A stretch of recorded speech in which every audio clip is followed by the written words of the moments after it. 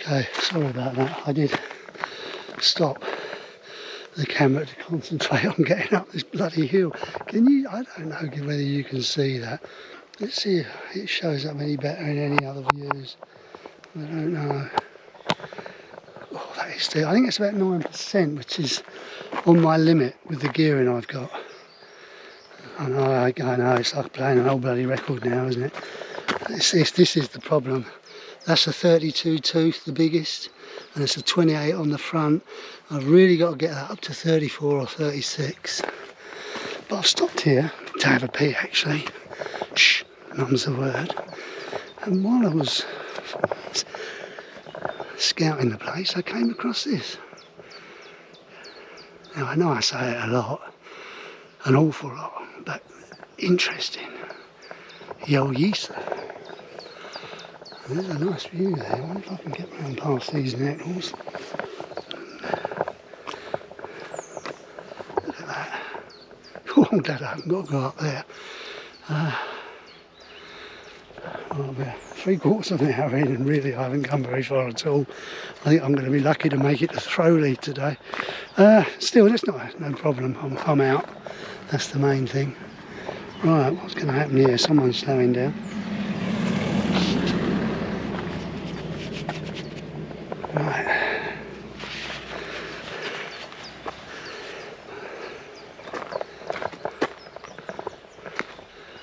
That shows you how steep it is, surely, with that Land Rover. Slowing right down. Right, I'm just going to put my camera, my phone, sorry, back in my pocket. Look how fast this car's going. Yeah, that'll give you an idea.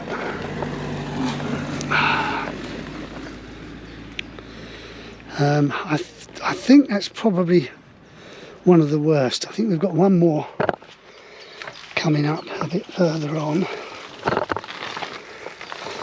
But I think in the main now they're like this.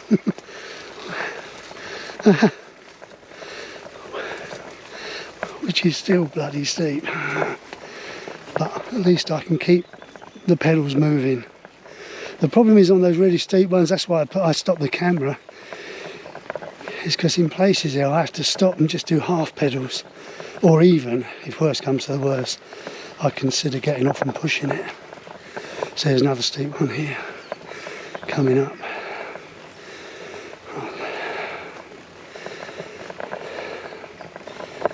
I'll see if I can keep you on board this time. I am aware of the heavy breathing. I am actually asthmatic and I have to take the inhalers. There's the brown and the blue, isn't it? I've been taking the brown one now, that's the one you take every day. Twice a day I take it, one puff, morning and night. Which means I don't have to take the blue one anywhere near as often. But and I'm fine in everyday life, and I'll be honest, I mean, in no way is it life-threatening for me, so I'm not going to complain too much.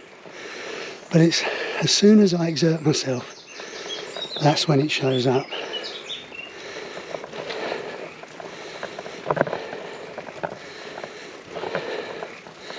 I haven't got the full weight on today. I've taken the alt-lead panniers off because I knew this might be tricky, and I've just got the ordinary side pods on. I'll show a picture of those later on.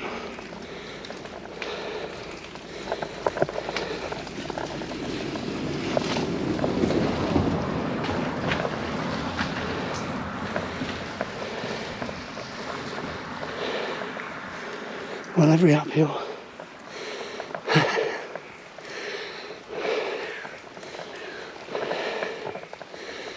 has a downhill. Second gear on the left now. 8th gear on the cassette at the back, or the second from biggest cog.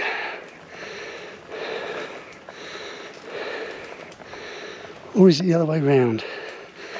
No, number 2 on the back. 9-speed.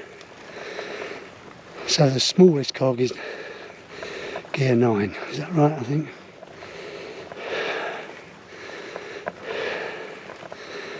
Well, I'm on cog 2. I think that's 28 tooth actually, it might be 30. So it's matching the front.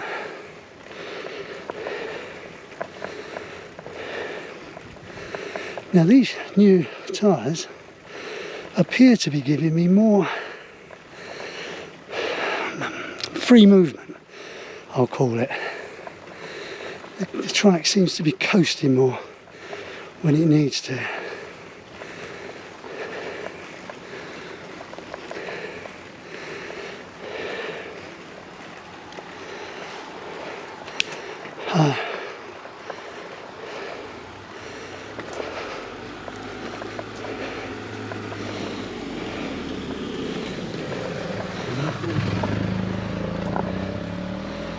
There we go, directing the traffic, because there's one behind me as well.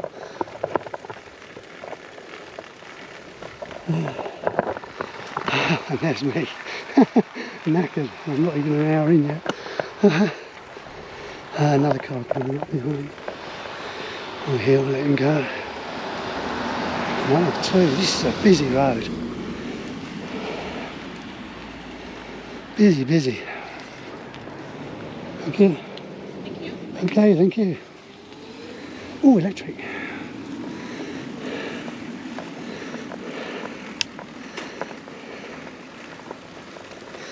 Electric car. Whenever I hear those, they always remind me of those older sci-fi films, sort of 60s and 70s. In most cases there, when anything moved in a vehicular way, they always made that kind of similar noise. It's like a whirring noise, isn't it? Ooh.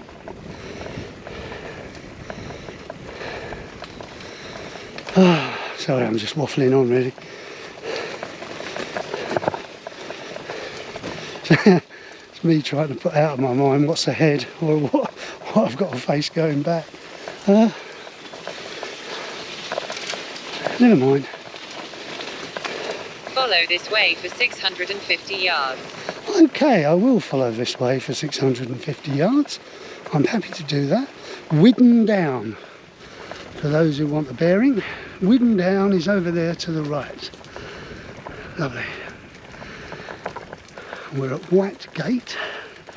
We're on National Cycle Network 28. And we're heading towards Throwley and Wonton, 2.5 miles. Wonton. That sounds Chinese to me. Little small dumplings. A lot of people eat them. Wonton.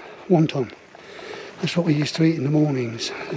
Sort of size of a, I don't know, about an inch, maybe inch and a quarter across. Small little dumplings with either pork, sometimes beef, but mainly pork and chicken, I think, sometimes, and even vegetable, in a kind of a stock soup. Very popular. Wonton. Another uphill. Right, let's go into Bunlows. Should be okay in this.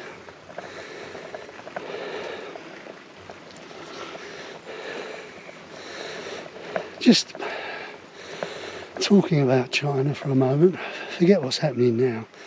I was quite fortunate, I was there. I first went in the late 90s and travelled from Hong Kong to Beijing on one occasion, first class, in what was then the slow train. I also done Hong Kong to Shanghai once again, first class in slow train, but by first class basically all that meant is I had a bed to sleep in, because it did take, I've got a feeling the Beijing one took 3 days, so 2 nights maybe, and the Shanghai one took 1 night and 2 days. Because it's all changed now, you can do it in a matter of hours. I like to be sarcastic there and say that's democracy for you, but Actually, sadly, it's not, is it? It's the opposite. Never mind. But going back to Wonton and breakfast in China,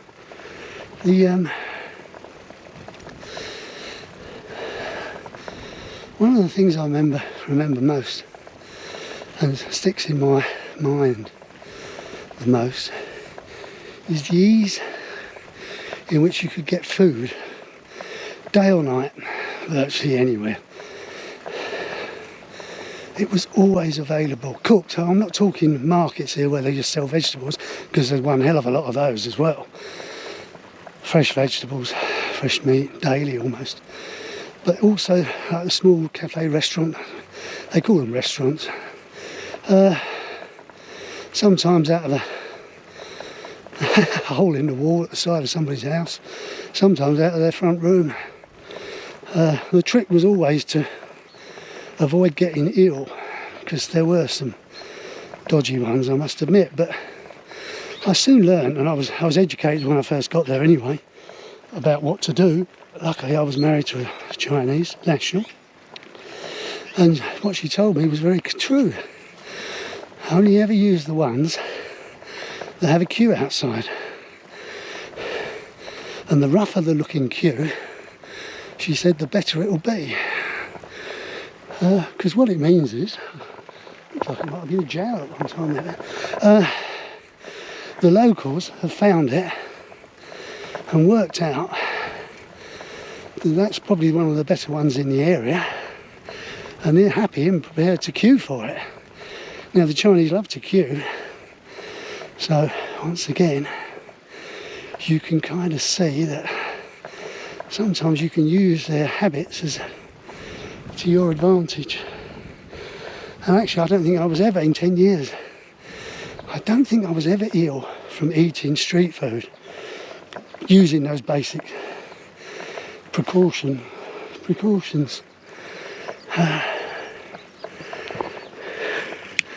Interestingly enough, I was ill probably more often than not from eating at home when we had people over who insisted on helping my wife cook. Now my wife was a brilliant cook, brilliant, no faults there, but of course if you have visitors and they insist on helping, she needs to have eyes everywhere to make sure everything is being properly done. The classic one is shellfish.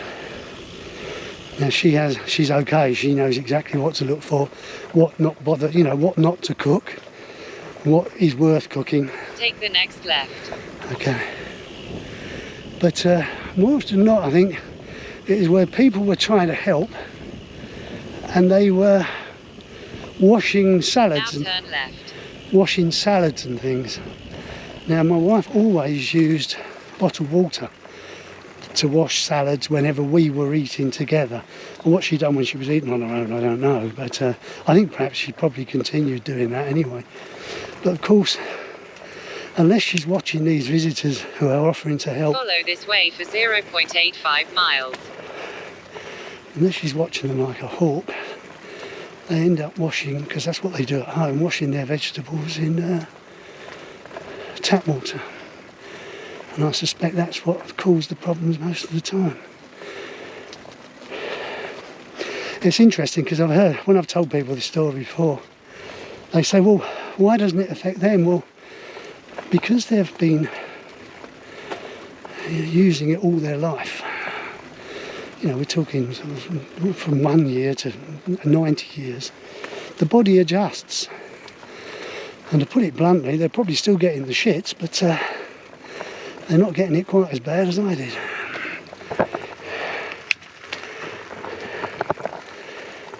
Anyway, there's a story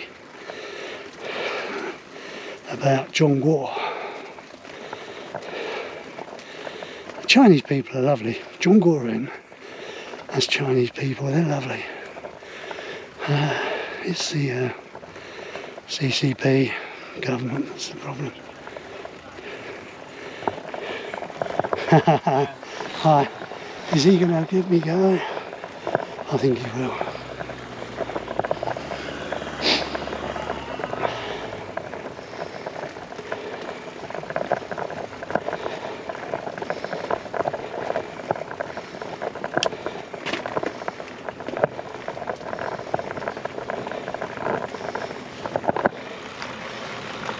Good. Thank you. Thanks a lot. Thank you. Slowly. So we're 1.5 miles out of Chagford. Slowly 2.25 miles. Now, although that doesn't sound very far, you're thinking, oh, you can knock that off in a few minutes. Well, if I was running, I probably could. If I was on 2 wheels, I probably could. But things are different on a trike.